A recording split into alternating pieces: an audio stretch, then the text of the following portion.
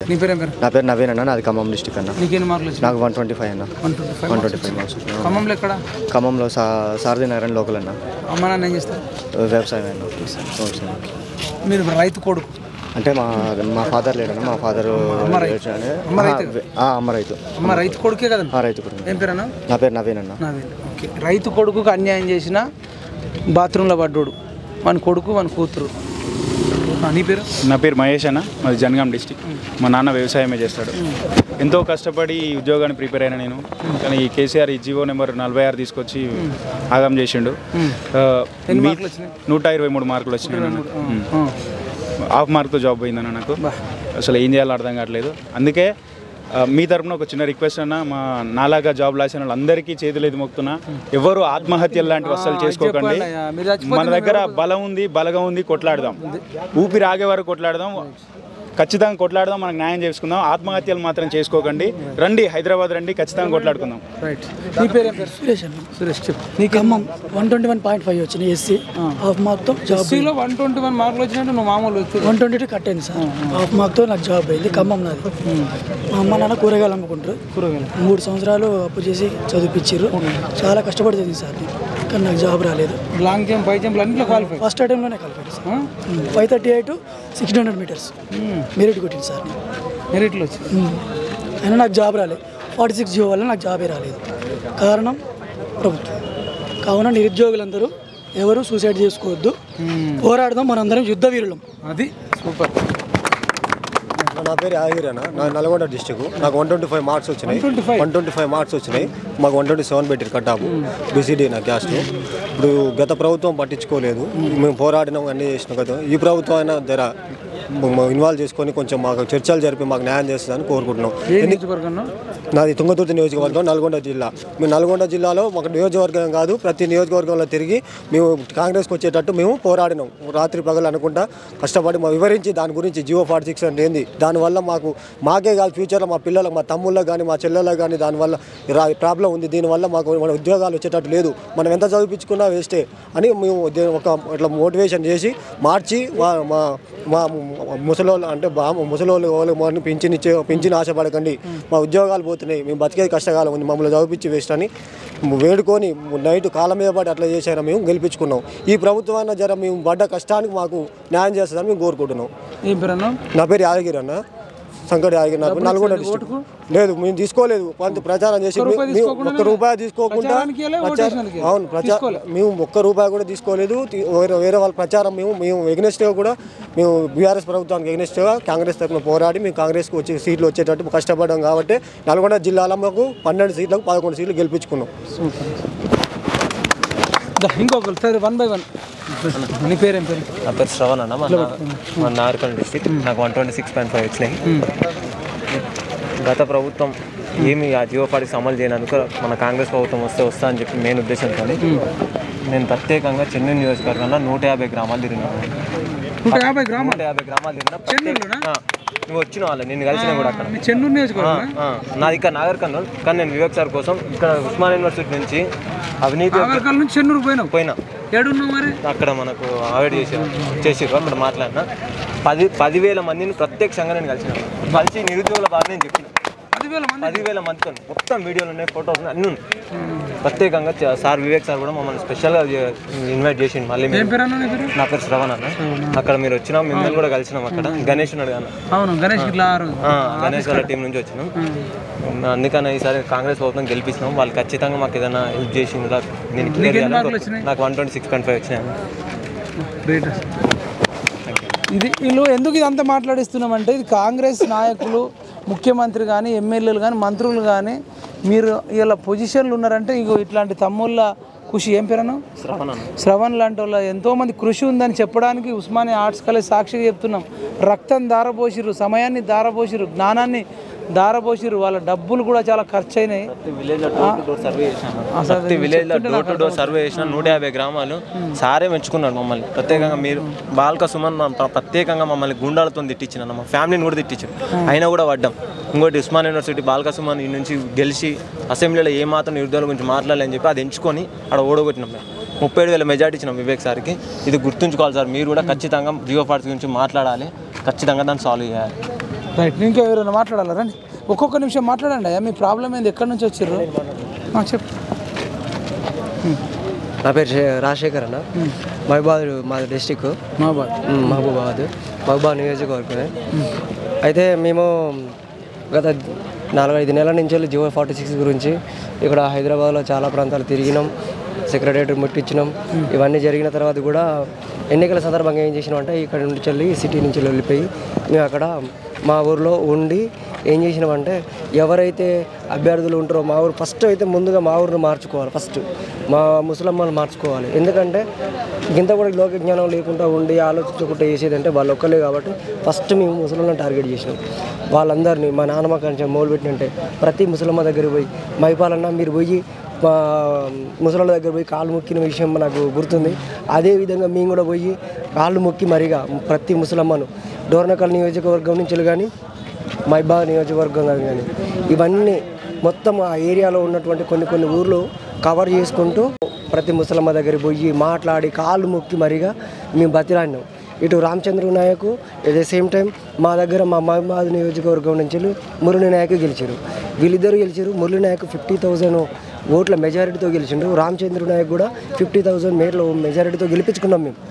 ఇటు 2 నియోజకవర్గాలు మాకు పక్కనే ఉండడం వల్ల మేము అటు ఇటు ఆ ఊర్లకు ఈ ఊర్లకు ఒకరోజు ఈ ఊర్లకు పోతే ఇంకో ఊర్లకు వేరే నియోజకవర్గంలోకి 2 నియోజకవర్గాలు కవర్ చేసుకుంటూ 2 ఊర్లలో మేము తిరిగి మేము వాళ్ళని గెలిపించుకున్నాం. కానీ రామచంద్ర నాయక్ గారు కానీ మురళీ నాయక్ గారు కానీ మేము వినతి పత్రం ఇచ్చేసినాం. సార్ మాకు జియో నెంబర్ 46 వల్ల ఇది అన్యాయం జరిగింది, మా తరపున మీరు మాట్లాడాలి సార్ అని మేము అడిగినాం. వాళ్ళు తప్పకుండా మాట్లాడుతూ అన్నారు. మమ్మల్ని ఖచ్చితంగా ఈ విషయం మీద మమ్మల్ని ఒకరోజు పిలిపించి మీ విషయం గురించి మాట్లాడతా అని మురళీ నాయక్ గారు మాకు చెప్పారు. రామచంద్ర నాయక్ గారు కూడా దయచేసి చెప్తున్నా సార్, మా తరపు నుంచి అయితే మాత్రం అసెంబ్లీలో మీరు తప్పకుండా మాట్లాడాలి సార్. మురళీ నాయక్ సార్ మీరు తప్పకుండా మాట్లాడాలి సార్. మీరు 50,000 ఓట్ల మెజారిటీతో గెలవడానికి ప్రధాన కారణం ఈ నిరుద్యోగులు. ఈ జియో నెంబర్ 46 అనే అభ్యర్థుల వల్లనే మీరు 50,000 ఓట్ల మెజారిటీతో గెలిచారు. మా దగ్గరికి శంకర్ నాయక్ అని మా ఎమ్మెల్యే ఇంతకుముందు ఉండే ఆయన వచ్చిండు. ఆయన వస్తే మేము ఇంటికాడ మా ఊర్లోనే ఉండి నేను డైరెక్ట్ నేను ఒక్కనే నిలదీసి అడిగినందుకు నా మీద అక్కడ బీఆర్ఎస్ కార్యకర్తలు కానీ బీఆర్ఎస్ నాయకులు కానీ వీళ్ళందరూ మా మీద కక్ష కట్టారు.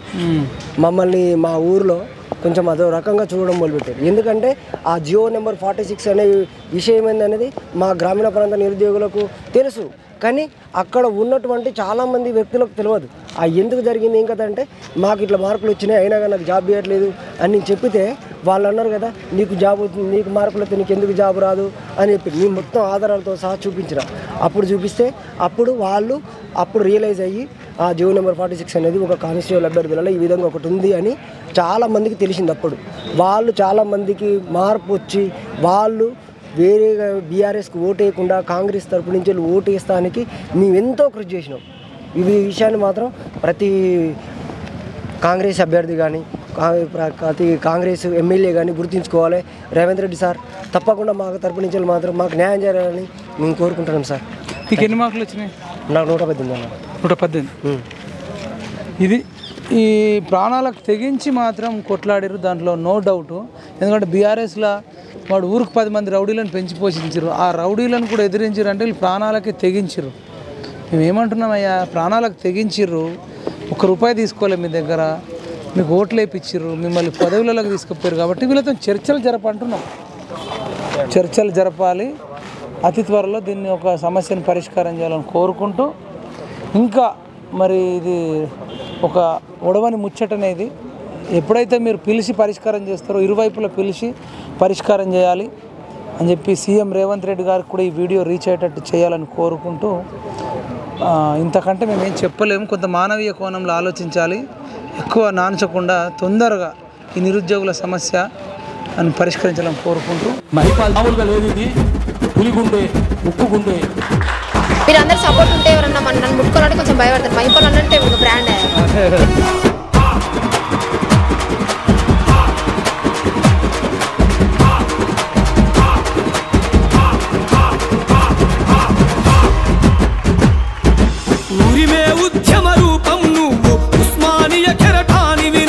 సాధించే సమరానివి నువ్వు, సాయుధ పోరుకు కాగడ నువ్వు, యుద్ధం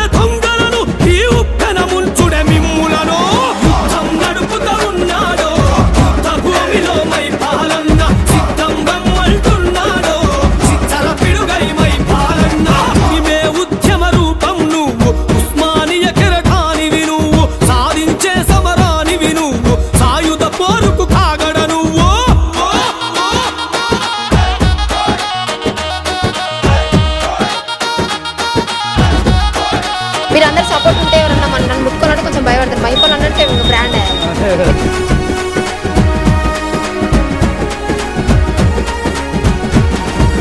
అరకలు దున్నేరైతే ఇక పిడికిలి ఎత్తాలి అని అరకలు దున్నేరైతే ఇక పిడికిలి ఎత్తాలి అని పెన్నులు పట్టిన యువకులే నీ తమ్మును చూపాలే అని మోసపోయిన తెలంగాణ మా పిడికిలెత్తి ఇక కదలాలంటూ చెదిరిన బతుకులు ఏకం కమ్మని నీ అంతనే ఇక దించాలంటూ ఇది వాయు బిడ్డల పోరుగుణం ఇది కాలం చేసిన కథాగానం యుద్ధం నడుపుతూ ఉన్నాడో యుద్ధ భూమిలో మై పాలన్న సిద్ధం గమ్మల్తున్నాడో చిచ్చల పిడుగై మై పాలన్న ఇవే ఉద్యమ రూపం నువ్వు ఉస్మానియ కెరటానివి నువ్వు సాధించే సమరానివి నువ్వు సాయుధ పోరుకు కాగడ నువ్వు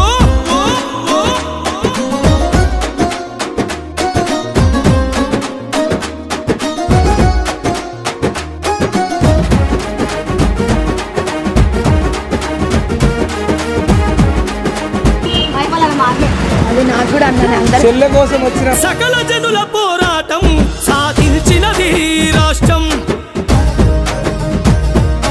సకల జనుల పోరాటం సాధించినది రాష్ట్రం బతుకులాగమై నేడు అయే ఆరని రావణ కాష్టం మేధావులార ఏదేమి మారే అని నిలదీసిండు మై పాలన జరిగింది తప్పిదం చాగో అంటూ కదలాలంటూ మై పాలన ఇది అంతిమ పోరుకు ఆరాటం మన బతుకులు మారే పోరాటం నడుపుతూ ఉన్నాడో యుద్ధ భూమిలో మై పాలన్న సిద్ధం గమ్మల్తున్నాడో చిచ్చల పిడుగై మై పాలన్న ఇవే ఉద్యమ రూపం నువ్వు ఉస్మానియ కెరటానివి నువ్వు సాధించే సమరానివి నువ్వు సాయుధ పోరుకు కాగడ నువ్వు యుద్ధం నడుపుతూ ఉన్నాడో యుద్ధ భూమిలో మై పాలన్న సిద్ధం గమ్మల్తున్నాడో చిచ్చల పిడుగై మై పాలన్న యుద్ధం నడుపుతూ ఉన్నాడో యుద్ధ భూమిలో మై పాలన్న సిద్ధం గమ్మల్తున్నాడో చిచ్చల పిడుగై మై పాలన్న